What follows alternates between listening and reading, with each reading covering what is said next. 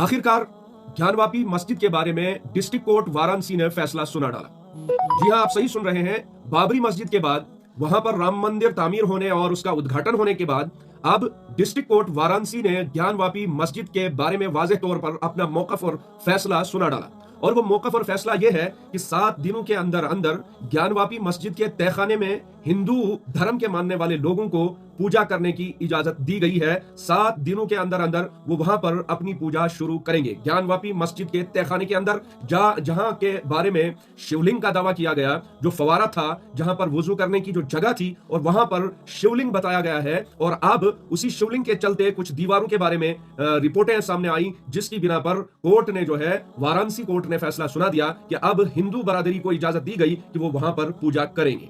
बस आखिर में इतना ही आपसे कहेंगे, रह गई रस्म आज़ा रूह बिलाली न रही, फलसफा रह गया तलकीन गजाली न रही।